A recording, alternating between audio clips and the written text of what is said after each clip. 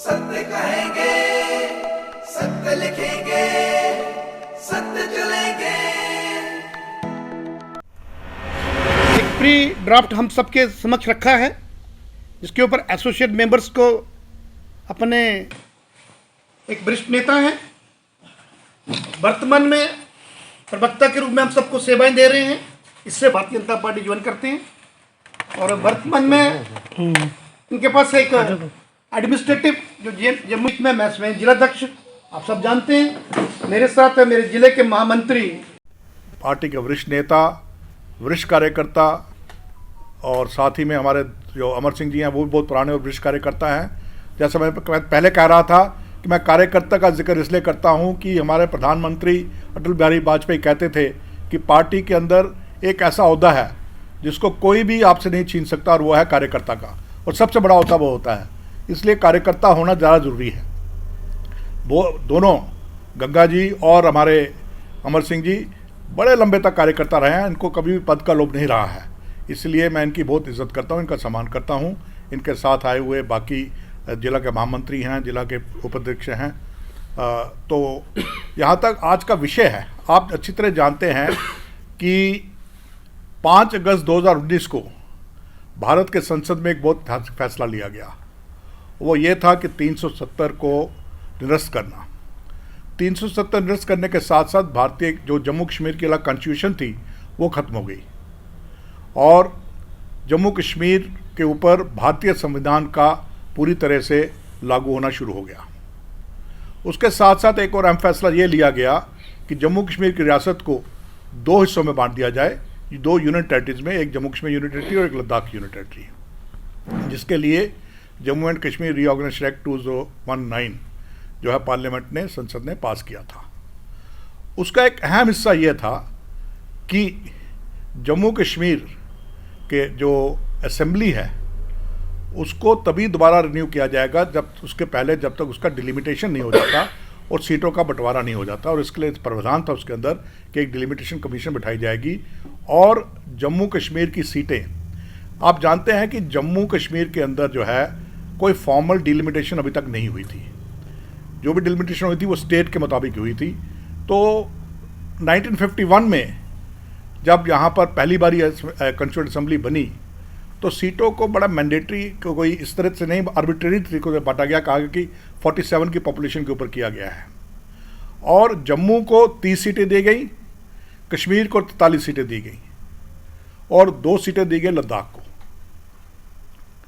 आप देख लीजिए, शुरू से ही 43 सीटें कश्मीर के पास, 30। और 1951 में पॉपुलेशन जम्मू और कश्मीर दोनों की ऑलमोस्ट बराबर थी और क्षेत्रफल के लिहाज से लद्दाख सबसे बड़ा था, जम्मू उसके बाद में था और उसके बाद कश्मीर। लद्दाख सबसे बड़ा था क्योंकि ड्राई डेजर्ट था, पॉपुलेशन बहुत कम थी।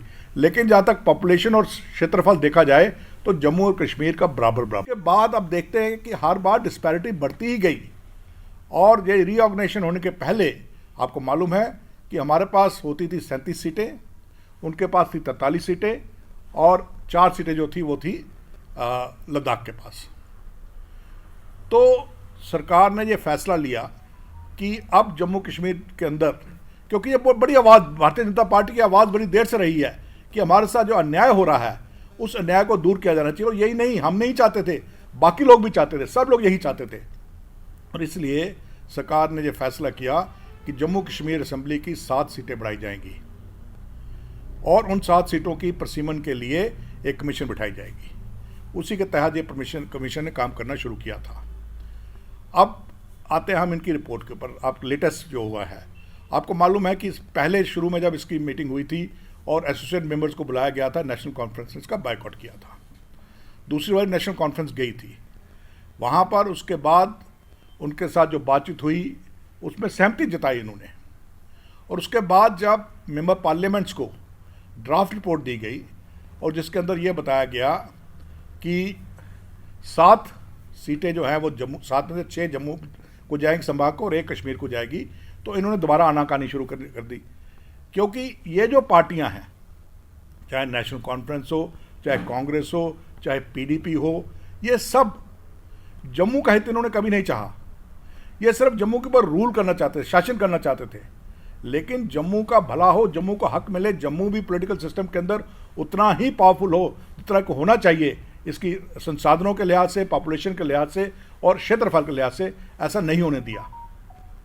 लेकिन फिर भी परसिमन कमीशन इनकी नहीं मानी, उन्होंने ड्राफ्ट रिपोर्ट दी। जब ड्राफ्ट रिपोर्ट आई मेंबर पार्लियामेंट को दी गई, उस वक्त उन्होंने बहुत ही हो हल्ला मचाया। अब ड्राफ्ट रिपोर्ट में आप देखिए कमीशन ने क्या किया है। कमीशन ने कोशिश किया है, मिसाल के तौर पे उनके पास ज़्यादा सीटें थी, हमारे पास कम थी, 347 सीटें थी उनके पास। अब इस तरफ देखिए आप, ये क्या बोलते हैं, 3743 सीटें थी। क्षेत्रफल हमारा ज़्यादा था और पॉपुलेशन, ये कहते हैं कि 2011 के सेंसस हुआ तो 2011 के सेंसस में तो उनका पॉपुलेशन कश्मीर का हमसे ज़्यादा था। अब कश्मीर के अंदर कॉन्स्टिट्यूएंसीज थी, बहुत छोटी छोटी कॉन्स्टिट्यूएंसीज, बहुत कम संख्या को, जो जनसंख्या को वो रिप्रेजेंट करती थी। पार्लियामेंट की कॉन्स्टिट्यूएंसी के पास 3 थी, जम्मू में 2 थी। हमारे पास बड़ी बड़ी कॉन्स्टिट्यूएंसीज थी, क्योंकि हमारा क्षेत्रफल ज़्यादा है, हमारे पास कॉन्स्टिट्यूएंसी भी ज़्यादा होनी चाहिए, तो कॉन्स्टिट्यूएंसीज कम थी, लेकिन इसलिए पॉपुलेशन के लिहाज बड़े बहुत लंबी लंबी ज़्यादा दूर तक हमारी कॉन्स्टिट्यूएंसी फैली होती थी। इस पूरे अन्याय को दूर करने के लिए परसिमन कमीशन ने दोबारा जो है हदें बांटी हैं कॉन्स्टिट्यूएंसीज की। 7 कॉन्स्टिट्यूएंसीज में 6 मैंने बोला आपको जम्मू में आई, 1 वहाँ पर गई, और नहीं, साथ ही साथ उन्होंने रिजर्वेशन की एसटीज़ के लिए, और जो शेड्यूल कास्ट के लिए रिजर्व सीटें होती थी उनको उन्होंने रोटेट करने की कोशिश की है। अब इनके ऊपर बहुत होला हो रहा है। होला इसलिए हो रहा है क्योंकि कश्मीर के अंदर अब सीटें जो हैं वो जनसंख्या के आधार पर बांटी गई हैं। पहले क्या होता था कि बायकॉट किया और 200, 400, 500, 800, कई बार 1200, 1400 वोट लेके भी जीत जाते थे। अब इनको बड़ी बड़ी लंबी लंबी कॉन्स्टिट्यूएंसीज दी गई हैं क्षेत्रफल के आधार से और पॉपुलेशन के आधार से। वही जम्मू में बराबरी लाने की कोशिश किया। जो असेंबली कॉन्स्टिट्यूएंसीज हैं उनका बेसिक एवरेज रखा गया है 1.5 से 2 लाख के बीच एक कॉन्स्टिट्यूएंसी जो रिप्रेजेंट करनी चाहिए, और जो पार्लियामेंट की है उसमें 22 से 25 लाख की पॉपुलेशन रखा गया है। और क्योंकि 90 कॉन्स्टिट्यूएंसीज हैं, इसलिए हर कॉन्स्टिट्यूएंसीज के पास 18, हर पार्लियामेंट्री सीट को 18 कॉन्स्टिट्यूएंसीज के साथ बांट दिया गया है बराबरी के लिए। उससे क्या हुआ, उससे एक उनको नई कॉन्स्टिट्यूएंसी बनानी पड़ी, पार्लियामेंट को उसका नाम देना पड़ा, जो अनंतनाग कॉन्स्टिट्यूएंसी थी। अनंतनाग कॉन्स्टिट्यूएंसी के साथ, जो कि पहले सिर्फ साउथ कश्मीर को रिप्रेजेंट कर। अब कुछ लोग कहते हैं कि ये गलत है। देखिए, अगर हम ये चाहते हैं कि जम्मू कश्मीर के अंदर एकजुटता हो, जो नेचुरल बैरियर पीर पंजाल बना हुआ था उसको तोड़ा जाए और जम्मू कश्मीर को एक यूनिट के तौर पर देखा जाए, तो ये जो मैं कहता हूँ, ये जो कदम उठाया गया है, ये बहुत ही ज़रूरी और अच्छा कदम है और एक अप्रिशिएट करने वाला कदम है। क्योंकि कम्युनिकेशंस और ये जो इलेक्ट्रल रिफॉर्म्स हैं, इसके ज़रिए ही अगर ये बैरियर टूटेगा तो टूटेगा, नहीं तो ये बैरियर टूटना बहुत मुश्किल है, क्योंकि 100 साल से ये बैरियर जो है वो बना हुआ था। तो इसलिए ये जो भी इसको क्रिटिसिज्म किया जा रहा है, ये अभी कह रहे हैं कि हमें यहाँ बांटने की कोशिश की जा रही है, डिवाइड करने की कोशिश की जा रही है, ये सब प्रोपेगेंडा है। क्योंकि इनको लग रहा है कि इससे इनकी जो ज़मीन है वो खिसक रही है। क्योंकि जिस प्रकार की राजनीति ये करते थे, कम्युनल पॉलिटिक्स, और किस प्रकार ये, जैसे मैंने पहले कहा कि बॉयकॉट किया और अपने अपने काडर को निकाला बाहर, उनसे वोट दिलवाए और इलेक्टेड हो गए, आप बात पार्लियामेंट में चले गए, ये अब नहीं होगा। अब इन्हें लड़ना पड़ेगा। और साथ ही साथ जो नई लेजिस्लेटिव असेंबली के लिए सीटें बनाई गई हैं, उसमें भी श्रीनगर के आसपास 12 सीटें होती थी, बाहर का इलाका पूरी तरह रिप्रेजेंट नहीं था। अब उसका भी इन्होंने हदें बंद कर बढ़ा के, जो श्रीनगर के आसपास की सीटें हैं उनको भी, जो छोटी छोटी सीटें होती थी, ईदगाह होती थी, खनका होती थी, ये सारी सीटें जो हैं वो हटा दी गई हैं। तो परसिमन कमीशन ने मेरी नज़र में बहुत अच्छा काम किया है। परसिमन कमीशन ने पूरी जो जिस प्रकार भी न्याय हो सकता है जम्मू के साथ, उन्हें करने की कोशिश की है। और कश्मीर के साथ कोई अन्याय नहीं हुआ है, क्योंकि कश्मीर को जो मिलना चाहिए था वो मिल रहा है, उससे उनका कोई वो नहीं, हक नहीं काटा गया है। ये सिर्फ प्रोपेगेंडा है।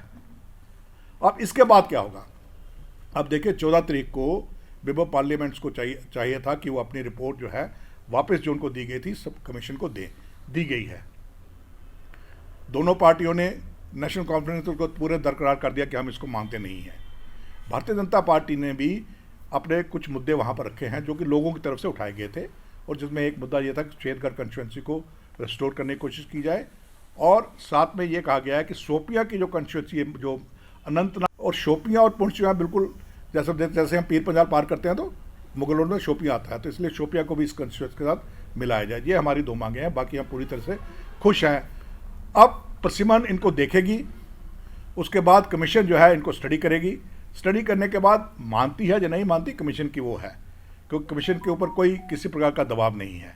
उसके बाद ये पब्लिक डोमेन में आएगी। जब पब्लिक डोमेन में आती है तो तब चाहिए जितने भी जो पार्टीज थी जिनके रिप्रेजेंटेटिव नहीं थे, या पब्लिक जो भी आवाज़ उठाना चाहती है, वो बहुत ज़रूरी है, क्योंकि जो पब्लिक का ओपिनियन है बहुत परसिमन कमीशन के लिए बहुत ही इंपॉर्टेंट होता है। अगर पब्लिक को कोई मुद्दा उठाना है, अगर पब्लिक की तरफ से कोई भी इशू है, तो वो लिखित में परसिमन कमीशन को दिया जाना चाहिए। ये मत सोचिए कि हमने मेंबर पार्लियामेंट को बता दिया तो हमारा काम खत्म हो गया, ये नहीं है।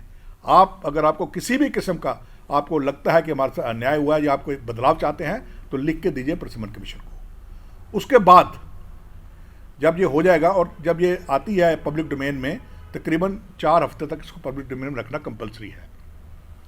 उसके बाद 1-2 हफ्ते और लगेंगे। परसिमन कमीशन जो है इसको अच्छी स्टडी करेगी, जो रिकमेंडेशन आएंगी, और अपनी फाइनल रिपोर्ट तैयार करके गवर्नमेंट को देगी।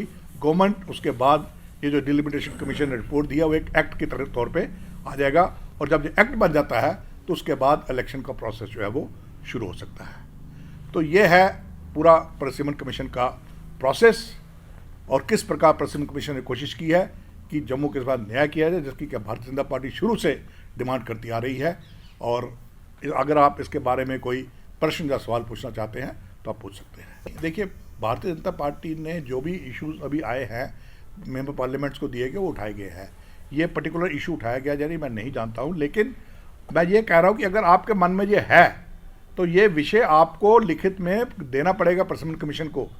मेंबर पार्लियामेंट का अगर लिखे जाने से भी वो इसके ऊपर इतना अटेंशन नहीं दी जाएगी जितना कि पब्लिक ओपिनियन पे दी जाएगी। 7 से वही चलते आ रहे हैं।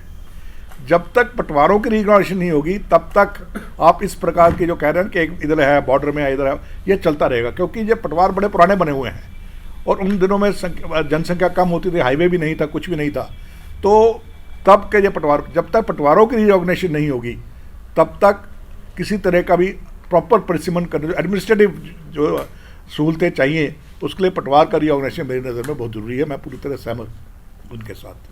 जाने कि में हम किसी का मुंह बंद नहीं कर सकते हैं, हर आदमी को हक है जो कहना चाहता कहे, लेकिन इसमें कोई सच्चाई नहीं है जी ना। हमें तो ये इंडिपेंडेंट ऑर्गेनाइजेशन है, एक कॉन्स्टिट्यूशनली मैंडेट ऑर्गेनाइजेशन है, उसका आपने जिक्र किया। देखिए, इतनी पावरफुल होती है जो डिलिमिटेशन कमीशन कि अब जो प्रोपेगेंडा कर रहे हैं नेशनल कॉन्फ्रेंस वाले कि हम कोर्ट में जाएंगे, आप परमिशन कमीशन की जो रिपोर्ट है उसको आप चैलेंज भी नहीं कर सकते किसी कोर्ट ऑफ लॉ के अंदर। इतनी पावरफुल होती है, कॉन्स्टिट्यूशन ने इतनी ताकत दी है इस रिपोर्ट को या इस कमीशन को।